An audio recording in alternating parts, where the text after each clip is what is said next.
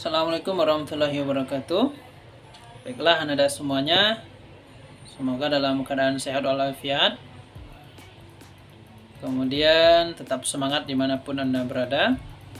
Baiklah, hari ini kita akan membahas materi tentang legacy system. Apa itu legacy system dan bagaimana penerapan legacy system dalam kehidupan sehari-hari? Untuk lebih jelasnya, silahkan disimak video ini sampai selesai. Semoga bermanfaat. Tetap semangat. Selamat menyaksikan.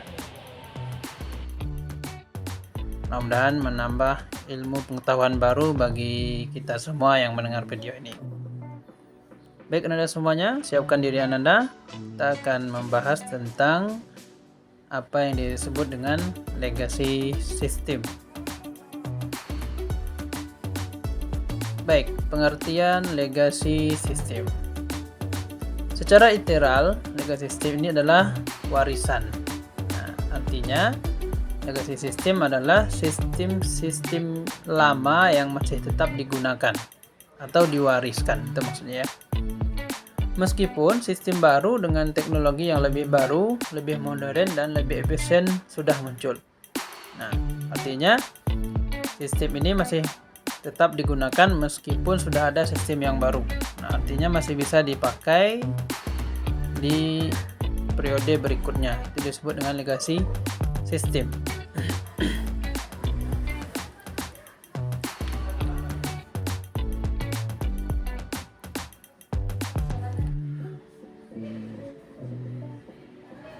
Nah, banyaknya sistem yang baru tidak menutup kemungkinan sistem lama masih bisa digunakan.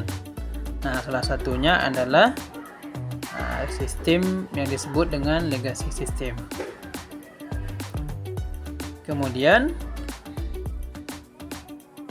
sistem lama tetap digunakan dengan pertimbangan bahwa sistem tersebut masih berfungsi dan masih sesuai dengan kebutuhan. Nah, ini sebabnya kenapa sistem ini masih digunakan.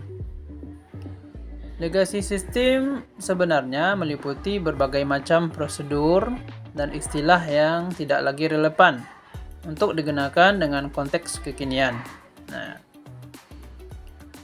dan bisa membingungkan pemahaman terhadap suatu teknologi tertentu. Nah, sistem legacy ini juga bisa karena tidak familiar lagi dengan sistem yang baru. Nah, bisa juga ya membingungkan bagi pengguna yang baru. Nah, beda dengan pengguna yang sudah berpengalaman, maka legacy system ini masih tetap digunakan. Kemudian bahwa legacy system ini ternyata masih banyak dipakai di dunia kerja ya. Ada yang tidak mau mengupdate sistemnya. Nah, istilah legacy itu sendiri pada umumnya berkaitan dengan ukuran maupun usia sistem. Nah, itu legacy itu biasanya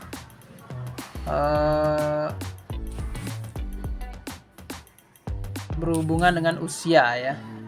Semakin lama sistem, maka disebut sistem itu sistem legacy. Misalnya ini contohnya mainframe yang menjalankan Linux 64 bit dan Java Pintex Code. Nah, ini sudah lama sekali sistem ini.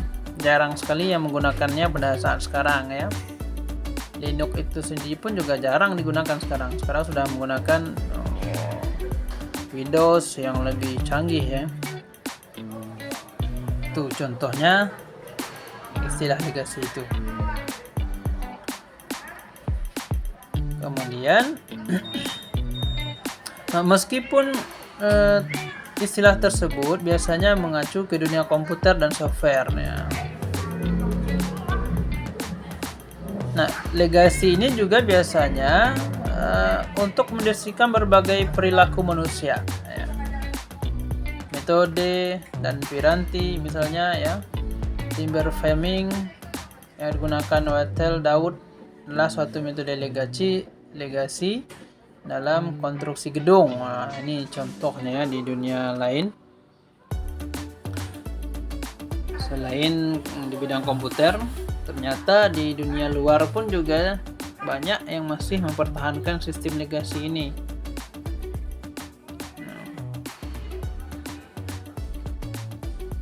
Kenapa? Karena sistem legasi ini masih bisa diterima di dunia kerja ya. Nah, bisa membantu manusia menjalankan aktivitasnya menggunakan sistem yang lama. Apa contohnya? Nah, contoh dalam software aplikasi. Perusahaan fiktif ABC memiliki software aplikasi keuangan yang di-developer in-house oleh programmer mereka sendiri. Software aplikasi ini di-in-house di server fiktif XYZ. Nah, contohnya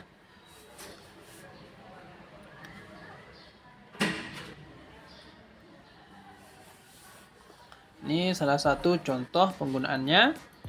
Nah, ada salah satu software aplikasi yang dikembangkan oleh satu perusahaan, kita sebut saja namanya perusahaan ABC misalnya. Dia punya aplikasi keuangan sendiri yang dibuat sendiri. Kemudian setelah 1 dekade digunakan dan didorong oleh perkembangan teknologi yang cepat dan kebutuhan bisnis yang perlu teknologi yang lebih baru, maka perusahaan tersebut, perusahaan ABC tadi, melakukan upgrade sistem baik di sisi software maupun di hardware-nya, di hardware servernya. Ya. Sudah 1 dekade digunakan, sudah cukup lama digunakan. Kemudian ternyata perusahaan butuh teknologi yang lebih cepat, yang lebih baru, ya, maka dia otomatis upgrade-nya ya, baik dari softwarenya maupun di hardware-nya sendiri. Kemudian software aplikasi yang menerapkan sistem berbasis ERP misalnya ya, dan di host di server yang lebih modern dan mendukung sistem berbasis ERP dan juga mendukung untuk virtualisasi server-server. Nah, sistem yang sudah lama tadi kemudian di-upgrade baik softwarenya maupun hardwarenya, kemudian ya menerapkan sistem berbasis ERP misalnya. Nah, sistem itu di-host di server yang lebih modern, yang lebih bagus, yang terbaru. Bagaimana sistem ini bisa digunakan di server yang baru ya, di host yang baru ini.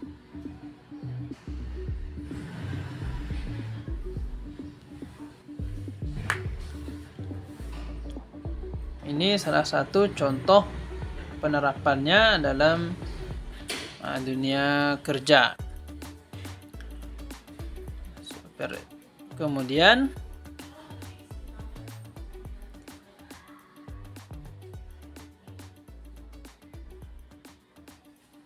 software ini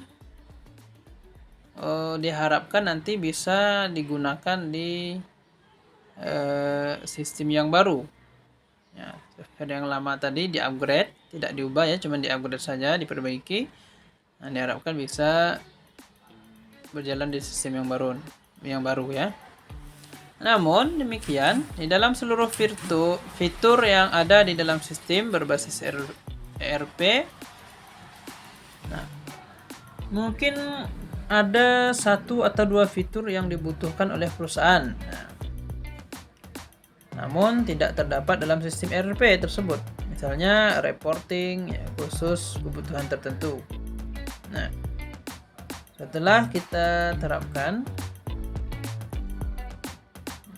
ternyata mungkin ada beberapa fitur-fitur yang perusahaan tidak butuh misalnya terhadap sistem ERP ini. Salah satu contohnya untuk mereporting ya, untuk kebutuhan tertentu. Nah, ini perusahaan tidak butuh ini misalnya. Kemudian apa yang terjadi setelah itu? Nah, dan fitur tersebut ada dalam sistem lama. Nah, ternyata fiturnya ada dalam sistem yang lama tadi. Nah, sehingga sistem software aplikasi lama tadi ya, tetap masih dipakai dan digunakan untuk melengkapi sistem berbasis ERP tersebut. Nah, walaupun ada beberapa fitur yang tidak digunakan lagi, tetapi secara keseluruhan sistem yang berbasis ERP ini masih digunakan. Artinya, walaupun ada beberapa fitur yang tidak digunakan, namun sistemnya masih bisa dipakai di masa-masa mendatang. Nah, itulah sebabnya disebut dengan legacy system ya.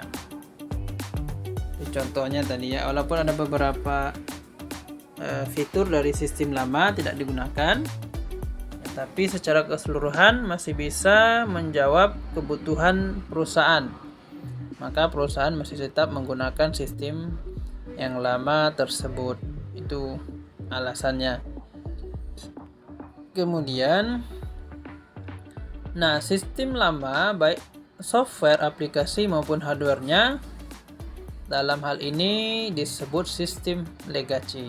Nah, legacy system.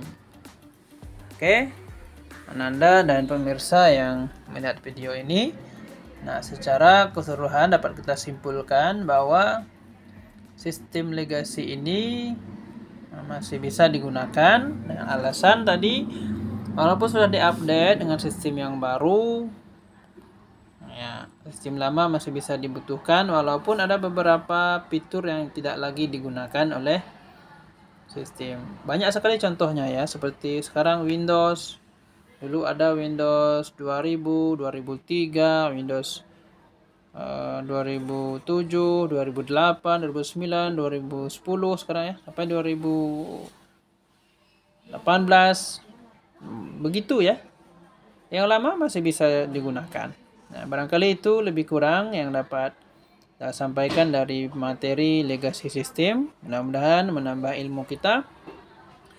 Kita akhiri. Wassalamualaikum warahmatullahi wabarakatuh. Alhamdulillahirabbil alamin.